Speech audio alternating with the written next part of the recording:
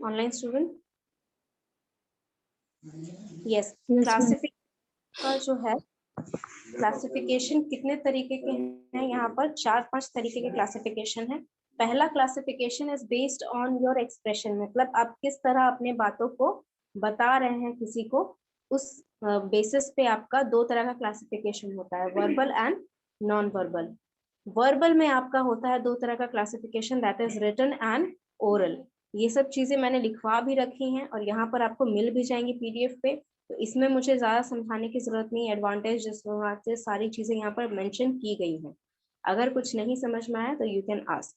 Non verbal communication के ये parts है। नॉन वर्बल मतलब वहां जहां पर आप कोई भी लैंग्वेज या वर्ड्स यूज नहीं करते हैं। वर्बल का मतलब आप हमेशा वर्ड्स यूज कर रहे हैं, नॉन वर्बल मतलब वर्ड्स यूज नहीं कर रहे हैं। Simple classification. तो नॉन वर्बल में यहाँ पर बॉडी लैंग्वेज हो गया, आई कांटेक्ट हो गया, फेशियल एक्सप्रेशन हो गया, जेस्चर्स हो गया। पैरालिंग्विस्टिक, पैरालिंग्विस्टिक मतलब आप जिस तरह आपकी वॉइस साउंड कर रही है, पिच हो गया, वॉल्यूम हो गया, वो सब आपके वॉइस का, वो सारी चीजें आपका पैरालिंग्विस्टिक में आती है, जो कि आपके नॉन वर्बल ही है। ठीक है, if you are making some kind of sounds, तो वो भी आपका नॉन वर्बल में आ रहा है, बिकॉज आप वर्ड्स नहीं यूज कर रहे, आप सिर्फ साउंड यूज कर रहे हैं। ठीक है, नेक्स्ट थिंग, अगर ये इसमें कोई डाउट है तो पूछ लो अभी भी पैरालिंग्विस्टिक में। ठीक है, पैरालिंग्विस्टिक आपका ओरल में नहीं आता है, पैरालिंग्विस्टिक आपका नॉन वर्बल में आता है। अगर आप सिर्फ बोल रहे हैं विदाउट मेकिंग एनी सेंस, ठीक है, अगर आप कोई वर्ड्स नहीं बना रहे हैं, सिर्फ आप साउंड प्रोड्यूस कर रहे हैं, वो भी आपका नॉन वर्बल कम्युनिकेशन ही रहेगा। Sign language, yes, it is non-verbal. Yes. Next आपका classification is based on organisational structure, formal and informal communication. Major difference between formal and informal communication. Formal communication मतलब आप काम की बातें कर रहे हैं, जो भी आप बात कर रहे हैं वो हो सकता है आपके बिजनेस से रिलेटेड हो, आपकी स्टडी से रिलेटेड हो, आपके फ्यूचर से रिलेटेड हो, करियर से रिलेटेड हो, वो सारी बातें आपकी फॉर्मल कम्युनिकेशन में आती हैं। इनफॉर्मल कम्युनिकेशन यानी कि वो चीज जो आप किसी से मुनाफे के लिए नहीं करते हैं, for a benefit of your और समबडी एल्स। इनफॉर्मल कम्युनिकेशन तब होता है जब आप किसी का हाल चाल पूछने के लिए कर रहे हैं। फॉर एग्जाम्पल, अगर आप किसी फ्रेंड से कुछ मदद मांग रहे हैं अपने लाइफ से रिलेटेड, तो वो भी इनफॉर्मल होगा। फॉर्मल कम्युनिकेशन होगा अगर आप किसी अपने फ्रेंड से हेल्प मांग रहे हैं on the basis of your business. मान लीजिए आपका बिजनेस में नुकसान हो रहा है, your friend is a very good lawyer and he can help you with some investor. That is a formal communication, no matter your relationship with your receiver. ठीक है, आपके रिसीवर से क्या रिलेशनशिप है वो मैटर नहीं करता है। अगर आपका कंटेंट, जो कंटेंट आप डिलीवर कर रहे हैं, is based on your business, career और education, it is formal communication. अगर आपका करियर कंटेंट जो है, जो भी बातें हो रही हैं वो इन सब चीजों से हटकर है, then it is informal communication. Understand? यहाँ पर आपको टाइप्स तो नहीं होंगे, यहाँ पर आपको सारा एडवांटेज और डिसएडवांटेज बताया गया है, क्या क्या यूजेस है। ठीक है, ये सारी चीजें मैंने इसमें लिख दी हैं। ठीक है, इजी लैंग्वेज में लिखी है, कुछ भी ऐसा नहीं है जो नहीं समझ में आएगा। कहाँ यूज करते हैं, कैसे यूज करते हैं, क्यों यूज करते हैं, ये सारी चीजें बता रखी हैं। ठीक है, नेक्स्ट क्लासिफिकेशन है आपका on the basis of number of receiver, यानी कि कौन आपकी बात सुन रहा है, किसको आप बात अपनी मैसेज भेज रहे हैं। That depends on 4 type of classification. Intrapersonal, intrapersonal यानी कि आप जब खुद से बातें करते हैं। For example, if you are motivating your self for giving a speech, आप नर्वस हैं स्पीच पे, स्टेज पे जाने में, और आप खुद को एक पेप टॉक, जो आपने सुना होगा ये वर्ड, पेप टॉक करते हैं कि तुम कर सकते हो, इनर मोटिवेशन दे रहे हैं, then it comes under intrapersonal, जो आप खुद को बोल रहे हैं। If you are planning yourself what to have for dinner, ठीक है, इफ यू आर प्लानिंग, अगर आप में खुद में लड़ाई चल रही है कि फास्ट फूड खाए कि नहीं खाए, ठीक है, you are hungry and what to make, if you are lazy, ठीक है, या फिर आपको जिम जाना चाहिए या नहीं जाना चाहिए, कॉलेज आज जाएं या नहीं जाएं। बच्चे प्लीज मूव फ्रॉम द, ये बिल्कुल मुझे नहीं पसंद है। ठीक है, आप बच्चे नहीं हो कि ये सब हरकत करते हो। स्क्रीन से एकदम हाथ दूर रखिए।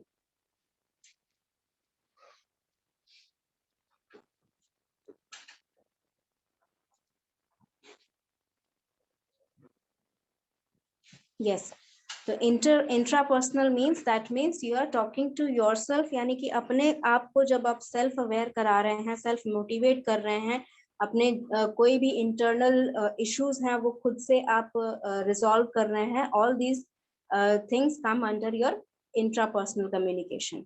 ठीक है, यहाँ पे लिखा गया है why major sort of 3 types of intrapersonal communication है। सेल्फ अवेयरनेस, यानी कि आप खुद के जो भी बिलीव्स और वैल्यूज है, एटीट्यूड है जो आपका लाइफ के प्रति, वो सारा आपका खुद का आप बताते हैं कि मुझे नहीं पसंद है कि मैं किसी और को डांटूं या बिना वजह किसी पे चिल्लाऊं। ठीक है, all those things are your inter communication, आप खुद से कम्युनिकेट करते हैं। परसेप्शन, आप किस तरह का फिल्टर लगाते हैं अपने माइंड में। ठीक है, if you are discriminating anyone, even if you are not discriminating, you are not मतलब आप स्टैंड नहीं ले रहे हैं खुद के डिस्क्रिमिनेशन के लिए। ठीक है, या आप स्टैंड नहीं ले रहे हैं, किसी और की डिस्क्रिमिनेशन होते हुए देखते रह रहे हैं।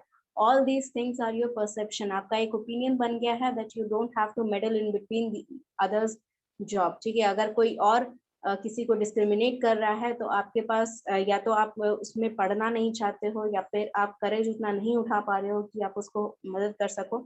All these perception, all these filters that you used for your communication, कहाँ कम्युनिकेट करना है, किन से कितनी बात करनी है, कैसे बात करनी है, वो सारी चीजें आप सोचने के बाद करते हो। ठीक है, आपको मान लीजिए कॉलेज में कोई भी दिक्कत आ रही है, तो पहले आप पता करोगे कि वो प्रॉब्लम कैसे, किससे सॉल्व करवाएं, पहले किससे बात करने से वो प्रॉब्लम सॉल्व हो सकती है, who is related to that matter. ठीक है, तो वो सारा कम्युनिकेशन आप पहले खुद से करते हो कि पहले पता लगाते हैं कि कौन इस मैटर के बारे में जानता है, उनसे जाके आप बात करते हैं, तो फिर उसके बाद इफ व्हाटएवर पर्सन इज, वो आपको ऑप्शन देते हैं कि इस तरीके से आप इसको सोल्यूशन निकाल सकते हैं, फिर आप खुद में डिसाइड करते हो कि कौन सा सोल्यूशन आपके लिए सबसे बेहतर रहेगा, then you act on that. वो सारा परसेप्शन है आपका। ठीक है, फिल्टर है आपका कि किस मतलब किस पार्ट से आप, किस मेथड से आप फॉलो अप करना चाहते हैं, कम्युनिकेट करना चाहते हैं। एक्सपेक्टेशंस, यानी कि आपकी खुद से क्या एक्सपेक्टेशन है, आपकी खुद से क्या एक्सपेक्टेशंस है, आप कितना खुद को समझते हो कि आपको ये सारी चीजें इतना दिन में खत्म कर देनी है। Very are you able to make those promises to yourself, are you able to keep those promises to yourself, वो सारी चीजें आपके एक्सपेक्टेशंस के अंदर आती हैं। एडवांटेज क्या है आपका इंट्रापर्सनल कम्युनिकेशन का? advantage of your intrapersonal communication is that people understand themselves and their emotions। आपको खुद को समझना है कि आपकी weaknesses क्या हैं, आपके strengths क्या हैं। ठीक है, if you have any weakness तो उस पर किस तरह काम किया जा सकता है, कौन सा मेथड अप्लाई किया जाए जो आपके सिचुएशन के हिसाब से सुटेबल है। Not every solution that is out there present, देखिए सोल्यूशन हर किसी चीज का होता है, बट आपके सिचुएशन से कौन सा कंपैटिबल है। ठीक है, कौन सा आपका सिचुएशन है, किस तरह का सोल्यूशन है, क्या वो वैलिड है आपके सिचुएशन के हिसाब से। चीजें आपको खुद को बतानी होती हैं that you are getting all those information and then you decide by speaking to yourself। ठीक है, आपके ब्रेन में ये सारा कॉन्फ्लिक्ट खुद में खुद चलता रहता है कि क्या ये सिचुएशन में मैं ये कर सकती हूँ या कर सकता हूँ, क्या ये वैलिड रहेगा, क्या इसके कोई रिप्रिकॉशंस होंगे, कोई कॉन्सिक्वेंसेस होंगे जो मुझे फेस करना पड़ेगा फ्यूचर में। वो सारी चीजें आप क्या करते हैं, it makes you strong enough to stand for yourself. ठीक है, जब आपको पता है कि क्या आपकी स्ट्रेंथ्स हैं और आपके वीकनेसेस को आप कैसे खुद के लिए यूटिलाइज कर सकते हो। ठीक है, उसको कैसे आप ओवरकम कर सकते हो, अपने वीकनेस को, उसको कैसे खुद के लिए यूटिलाइज कर सकते हो, या कैसे दूर रह सकते हो उन लोगों से जो आपकी वीकनेस का फायदा उठा रहे हैं। ठीक है, वो सारी चीजें आपको हेल्प करती हैं if you are able to communicate yourself. आप खुद को जब बहुत ज्यादा कम्युनिकेशन अच्छे से कर सकते हो। Okay, this a diagram which should be up there. ठीक है, कोई बात नहीं। Next is interpersonal communication. Interpersonal communication यानी कि दूसरे लोगों से जब आप बात करते हैं, दो या दो से ज्यादा लोग जब आपस में बात करते हैं, या आप किसी और से जब बात कर रहे हैं, तब आपका इंटरपर्सनल कम्युनिकेशन होता है। Exchange of your information and ideas between two and more people. that is verbal or non-verbal, whatever method you are using, ठीक है. It is good for group work, ठीक है. टीम वर्क के लिए interpersonal भी बहुत अच्छा है. जब आप टीम के मेंबर से कम्युनिकेट कर पा रहे हैं तो आपका डिसीजन अच्छी तरह से होगा, प्रॉब्लम्स के सॉल्यूशंस निकलेंगे, ब्रेनस्टॉर्मिंग हो सकता है, अलग अलग आइडियाज अलग अलग लोग दे सकते हैं. You can get the best result by filtering all the ideas which is best for your situation and all the attributes, ठीक है. वो सारी चीजें आपकी यहाँ पर इंपॉर्टेंस रखती हैं. Problem solving, align with business गोल, ठीक है. ट्रस्ट आपका बैठ जाता है, ठीक है. For example, if you know your teammate is best for a particular job, तो वो कैसे पता चला? बाय कम्युनिकेटिंग, ठीक है. You have communicated with them, आपने उनका काम करते हुए देखा है, उनको पर्सनली एक्सपीरियंस किया है, then you can recommend that person. आपसे कोई पूछेगा कि हाँ ये इस काम के लिए कोई चाहिए मुझे पर्सन, तो आप उसको रिकमेंड करोगे क्योंकि आपने देखा हुआ है. You have communicated that overall to your teammate. Understood? Change management, अच्छा यहाँ पे बहुत सारे पॉइंट हैं, ठीक है. तो इसमें मिसलेड मत करना. बेसिक कम्युनिकेशन स्किल्स यही है सारी चीजों का, कि आप पूरे इन्वायरमेंट को किस तरह दूसरों से कम्युनिकेट कर रहे हैं. ओवरऑल आपका एडवांटेज यही है कि आप एक ऑर्गेनाइजेशन में खुद को किस तरह प्रेजेंट कर रहे हैं. चाहे आप कम्युनिकेशन अपने टीममेट से कर रहे हैं, चाहे आप कम्युनिकेशन अपने सीनियर से कर रहे हैं, चाहे आप कम्युनिकेशन जूनियर से कर रहे हैं, या किसी और डिपार्टमेंट के बंदे से कर रहे हैं जिसका आपसे कोई रिलेशन नहीं है, वर्क रिलेशन नहीं है, still they are a part of your own organization. वो एक बहुत बड़े फैमिली का, एक एक्सटेंडेड फैमिली का ही मेंबर है. So you have to look, मतलब be careful of whatever you are communicating with that person. तो यही सारी चीजें यहाँ पर अलग अलग पॉइंट्स में लिखी गई हैं कि आप किस तरह वहां पर बिहेव कर सकते हैं, किस तरह कम्युनिकेट कर सकते हैं और किस तरह प्रॉब्लम्स रिजॉल्व कर सकते हैं. अंडरस्टूड? नेक्स्ट थिंग, थर्ड जो है आपका, on the basis of your number of receiver is your, बोलो.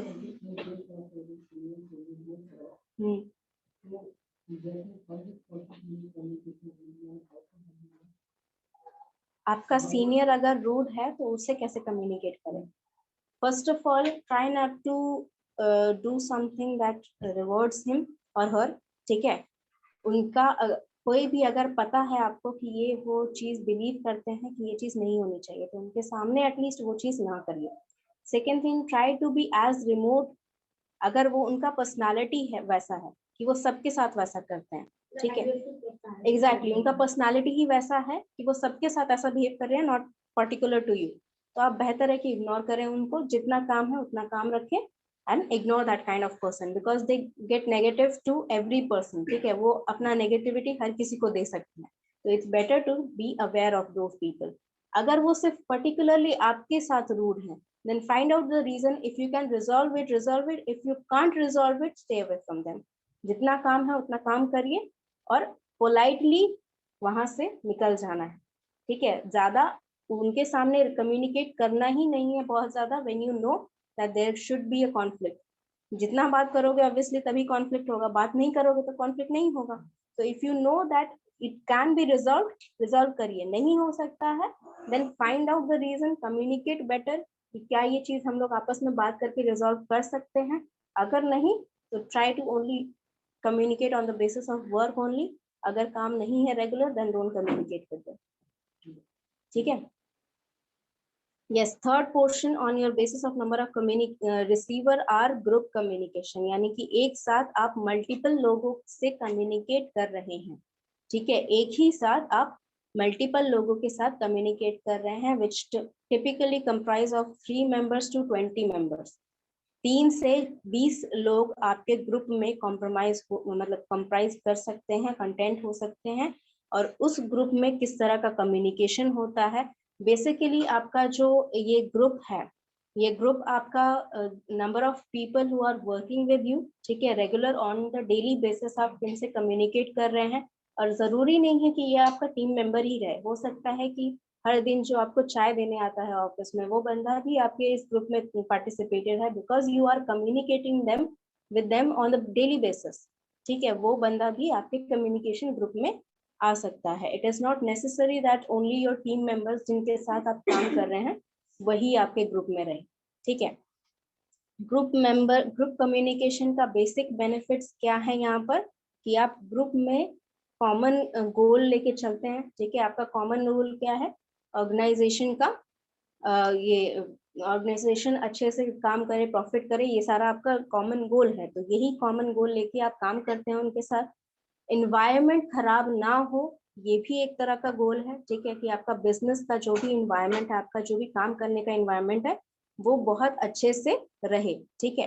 वो एक तरह से मतलब आप डिस्टर्बेंस क्रिएट ना करें, स्मूथ वे में कम्युनिकेशन हो, स्मूथ वे में आपका सारा काम चले, ठीक है। और क्या, टीम बिल्डिंग, ठीक है, या फिर एक रेपुटेशन आप बिल्ड कर रहे हैं कि उस रिस्पेक्ट दे रहे हैं एक दूसरे को, ठीक है। क्लैरिटी है कि नहीं, ट्रांसपेरेंसी मतलब आप जो काम कर रहे हैं वो किसी और से छुपा के तो नहीं कर रहे हैं, ठीक है। It is not obviously beneficial to not be transparent, ठीक है। ग्रुप कम्युनिकेशन चैनल्स क्या क्या होते हैं, इन पर्सन मीटिंग, ठीक है, conference call, digital message and memos, ठीक है। ये सारी चीजें आप पढ़ रहे होंगे, मैम पढ़ाई रही होंगी ये सारी चीजें। तो इन पर्सनल क्या, sorry, memorandum, memorandum.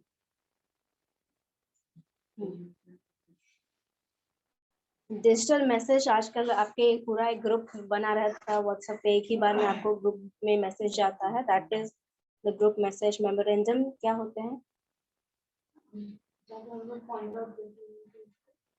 yes, you create a message where you are indicating all the main thing that is being communicated or that should be communicated with your group, ठीक है। कॉन्फ्रेंस कॉल यानी कि एक ही साथ बहुत सारे लोगों के साथ जो हमारा कॉल होता है, जूम मीटिंग, ठीक है। इन पर्सन मीटिंग यानी कि यहाँ पर इन फेस टू फेस कम्युनिकेशन में आपका जो रहता है, मीटिंग्स रहते हैं, वो सारी चीजें, ये सारे चैनल्स हैं जो ग्रुप कम्युनिकेशन के लिए यूज होते हैं। Now fourth one and the last one यहाँ पर on the basis of receiver is your mass communication. Mass communication यानी कि एक साथ आप हजारों लोगों के साथ, 100,000 लोगों के साथ जब कम्युनिकेट करते हैं, when your group of communication number of people in your group increase from 20, ठीक है, जब तक 20 का, yes, something like that, social media, newspaper prints, news channels, yes, rallies, any medium where you communicate with the people more than 20, ठीक है, आपके receiver का number more than 20 जहां हो जाता है, that becomes mass communication, ठीक है। it doesn't become like for example if we have any organizational function, ठीक है, तो उसमें ऑर्गेनाइजेशन में हर एक आदमी जो काम करता है वो आता है, ठीक है, that is a mass communication, ठीक है। डिजिटल मार्केटिंग वगैरह ये सब तो आपको पता ही है, ब्रॉडकास्ट मीडिया, आउटसाइड ट्रांसमिशन, ठीक है। ये हाँ बेसिक चीज है, ये सारी चीजें मैंने यहाँ पर बता रखी हैं आपको, so you don't have to worry.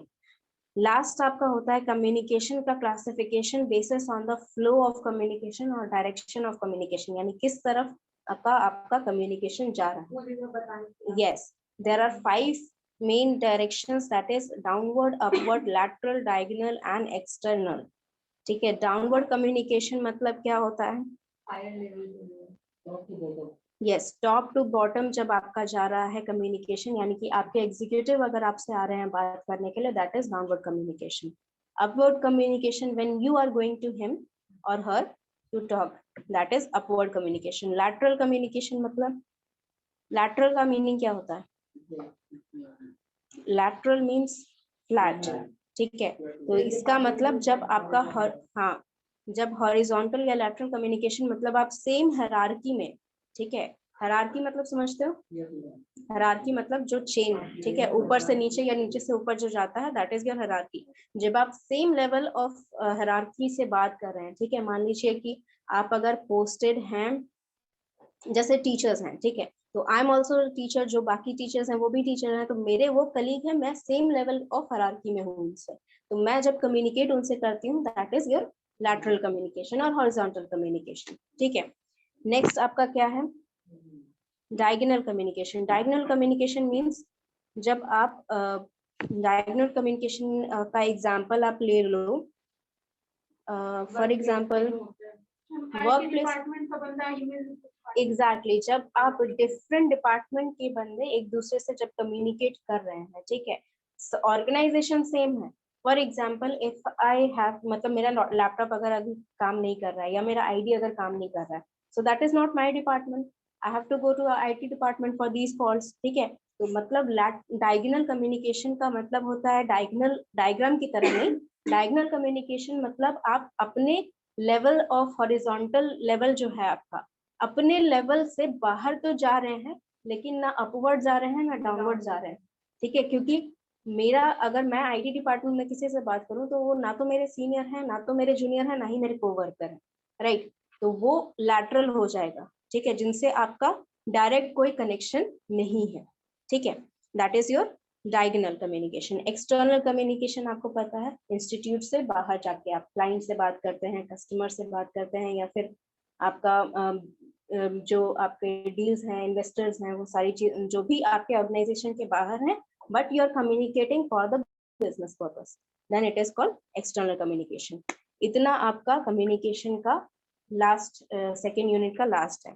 इसको एक बार पढ़ लो, ठीक है। अगर कुछ नहीं समझ में आ रहा है, ऊपर ऊपर से अभी एक बार पढ़ लो, जो नहीं समझ में आ रहा है वो फिर से मैं एक्सप्लेन कर दूंगी।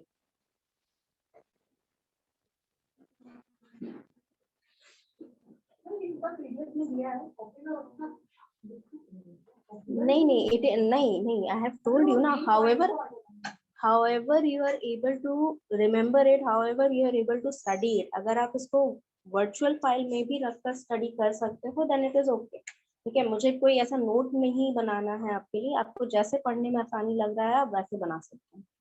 You can take a print out of this, you can keep it as it is, जैसे आप रखना चाहें।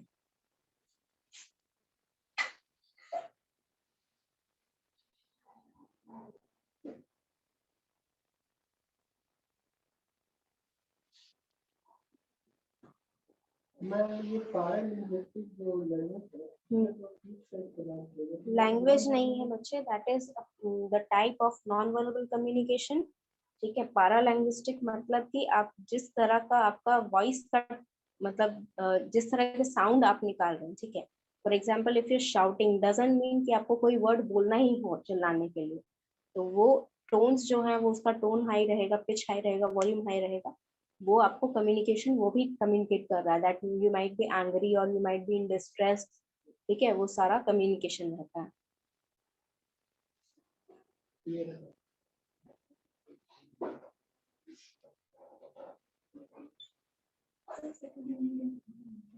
यस,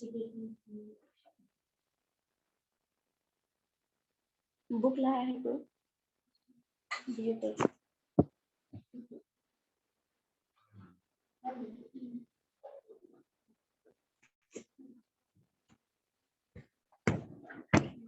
सेकेंड यूनिट के बाद थर्ड यूनिट को पढ़ाना तो मुझे है channel and networking of communication.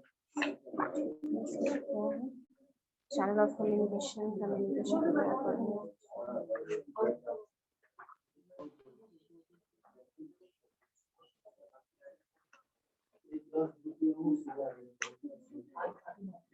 Yes, आपका जो यहाँ पर क्वेश्चंस है ना, यूनिट के लास्ट में जो क्वेश्चंस है, ठीक है, जिनके पास बुक नहीं है वो इमेज ले लो, इसका फोटो ले लो, ठीक है। पेज नंबर 44 यूनिट के लास्ट में जो क्वेश्चंस है ना, इनको अच्छे से पढ़ लेना एक बार।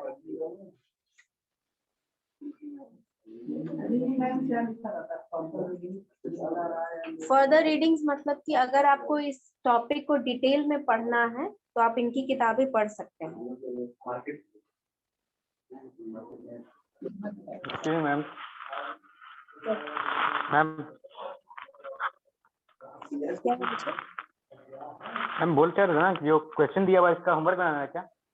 नहीं, पढ़ लेना अच्छे से बच्चे, उस टाइप के क्वेश्चन आपके लॉन्ग क्वेश्चन में आते हैं एग्जाम में। क्वेश्चन आएंगे ना, आपको पूरा मॉडल दिया जाएगा, एक्सप्लेन करना है, ब्रीफली एक्सप्लेन करना है या पूरा एक्सप्लेन करना है।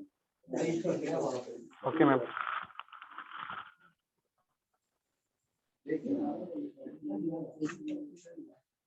अच्छा, we have at least covered up a few portion of your third unit also. Channel आपका जो है ये थोड़ा बहुत कंप्लीट हमने कर चुका है, एडवांटेज वगैरह ये सारी चीजें हम लोग थोड़ा बहुत पढ़ चुके हैं। ग्रेड पॉइंट है एक चीज जो पढ़ानी है इसमें, पूरा डिटेल में पढ़ाना पड़ेगा ब्रीफ माइंड, और ये भी पढ़ चुके हैं। इसको डिटेल में आप लोग खुद भी पढ़ सकते हो या एक और पीडीएफ बना के प्रॉब्लम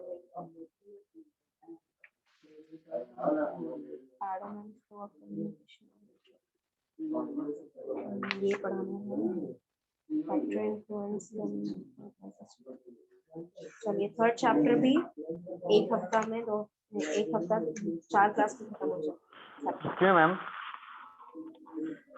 मैम पूछ रहा था इसमें Shannon weber model, Murphy model हाँ। और बर्लो मॉडल तीनों का कम्युनिकेशन, मैम तीनों को अच्छा से रीडिंग करना पड़ेगा। हाँ बच्चों, तीनों का मैंने पीडीएफ आपको मैंने शैनन वीवर का भेजा है, बर्लो मॉडल का भेजा है। जी मैम। मैम मॉडल एक का पेज क्या है मैम, मैंने निकाल लिया।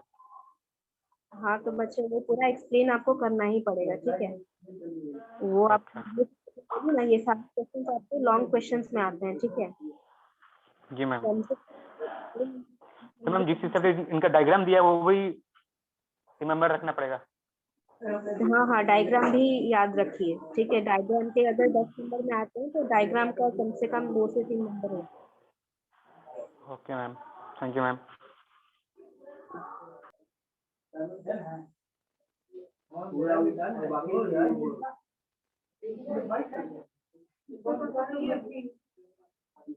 यस, ऑनलाइन स्टूडेंट आप लोग में से किसका असाइनमेंट नहीं मिला है मुझे अभी तक?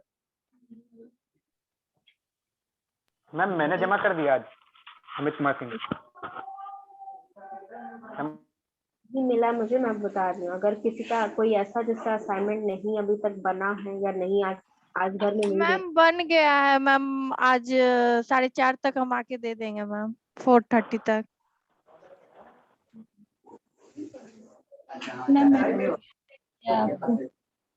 ठीक है, अगर आप आज देना चाहते हो तो 5 बजे में आप 5 बजे तक मुझे दे सकते हो, ठीक है, असाइनमेंट।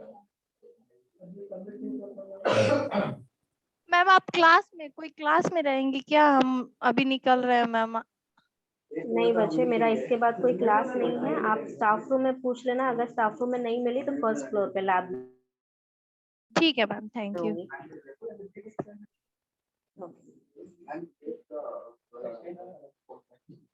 डेट एक्सटेंड कैसे होगा? पॉसिबल ही नहीं। तुम सोचो, आज दिसंबर खत्म, दिसंबर का असाइनमेंट तुम अब कब दोगे तुम दिसंबर का असाइनमेंट?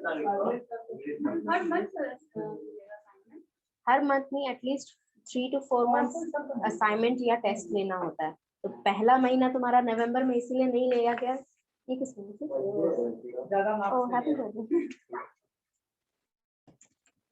चलो न्यू ईयर भी मना रहे हैं और बर्थडे भी मना रहे हैं ऊपर।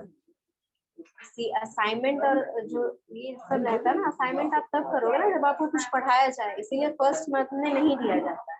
बेसिकली आपका सेमेस्टर 6 मंथ का रहता है, इसीलिए उसमें कवर अप हो जाता है।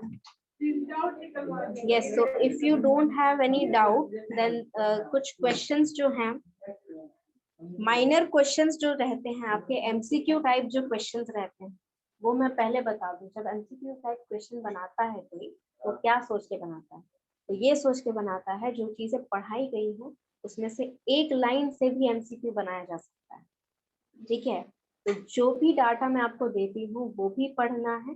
बुक में जो डाटा गिवन है वो बस एक बार रीड कर लीजिए, ताकि आपके बैक ऑफ द माइंड में एक चीज रहे कि हाँ ये वर्ड कहीं पढ़ा था, ठीक है। क्योंकि अगर वो आइडिया भी नहीं रहेगा आपको तो एमसीक्यू बनाने में बहुत दिक्कत होती है, ठीक है। प्लस आपका सब्जेक्ट ऐसा है ना जहाँ पर आप एक भी चीज मिस नहीं कर सकते, राइट। 4-5 मॉडल है, उसमें से कोई एक मॉडल आ जाएगा, जो नहीं पढ़ोगे ना, मैं भरा रही हूँ, वही मॉडल आ जाएगा।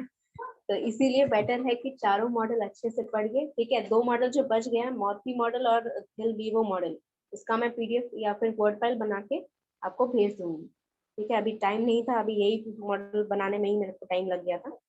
जितना टाइम लगा मैंने आज ही बना दिया, इसको आज बना के ये दे दिया। शैनन वीवर का भेज चुकी हूँ, बर्लोस मॉडल का भेज चुकी हूँ, और दोनों का ये भी अपलोड हो गया है, वीडियो भी अपलोड हो गया। बर्लो मॉडल और शैनन मॉडल का ये अपलोड कर चुकी हूँ। ये वाला मैं ट्राई करूंगी आज का अपलोड करने का।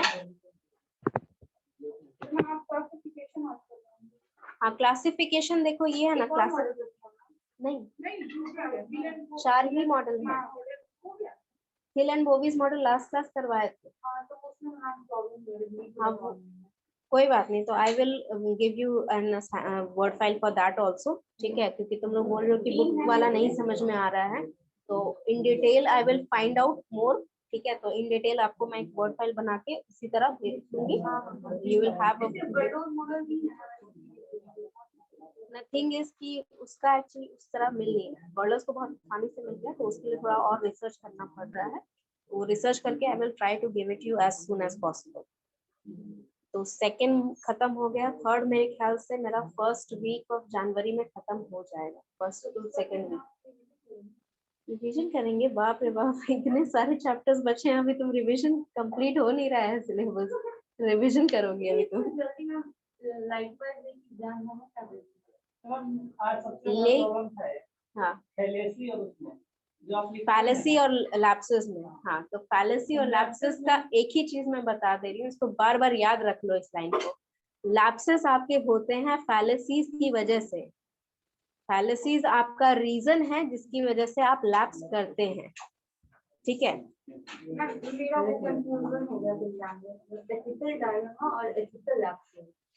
डायलेमा मतलब होता है कि आप उसमें डिसाइड नहीं कर पा रहे हो, आप कंफ्यूजन में है कि अगर आप ए ऑप्शन भी चूज कर रहे हैं तो भी कुछ नुकसान हो रहा है या कुछ गलत हो रहा है, बी ऑप्शन भी चूज कर रहे हैं तो भी आपको उतना नुकसान हो रहा है, उतना ही परेशानी है, या फिर आपके पास एक ही ऑप्शन है, आपके पास और कोई ऑप्शन नहीं दिख रहा है आपको वही चीज करनी पड़ेगी जो कि अनएथिकल है, ठीक है। लैप्सेस का मतलब कि आपके पास ऑप्शन था लेकिन किसी वजह से आप नहीं कर पाए सही ऑप्शन चूज, ठीक है। मान लीजिए कोई रिलेटिव के दबाव में आकर या कोई अथॉरिटी के दबाव में आकर, या फिर अपना ही आपने सोचा कि शायद इससे ज्यादा बेनिफिट होगा, गलत डिसीजन अपने ही मन से ले लिया, आपने सोचा नहीं, उसके ऊपर पूरा डाटा नहीं कलेक्ट किया, व्हाटएवर, कोई भी एक रीजन है जिसकी वजह से एक बार आपसे गलती हो गई, that is called lapse. Lapse का मीनिंग ही होता है छूट जाना, ठीक है, छूट जाना। तो लैप्सेस का मतलब कि आपसे कोई चूक हो गई है, कोई भूल हो गई है, जिसका कारण से आपको या तो कुछ भुगतान करना पड़ रहा है, कोई एक रॉन्ग डिसीजन आपने ले लिया, जिस वजह से लिया वो वजह फैलेसी है। डायलेमा का मतलब कि आपके पास या तो चॉइस ही नहीं है अनएथिकल जाने के अलावा, या फिर दोनों ही चॉइसेस में आपको उतना ही नुकसान हो रहा है जो आप चूज, कोई भी चूज कर लीजिए, ठीक है, दोनों में ही सेम नुकसान हो रहा है या दोनों में ही कोई ना कोई एथिकल वैल्यूज आपके हर्ट हो रहे हैं, ठीक है, वो हो गया डायलेमा। और कुछ मैम उसमें टाइप्स जो आप डिफाइन की लैप्सेस का, उसमें लिखा है कि lapse from protectivity, lapse from attempted tolerance, और उसका लिखा है कि ऑथोरिटी फैलेसी, वो नाम है उसका, तो ये फैलेसी में जाएगा या फिर लैप्सेस में? वो लैप्सेस में ही जाएगा, वो नाम है उसका बस, ठीक है। किस वजह क्या होगा फैलेसी का टाइप अभी नाम है, फैलेसीज का टाइप मैम एक क्वेश्चन मुझे नहीं समझ आया था, what are the 7 C's of effective communication? 7 C's of effective communication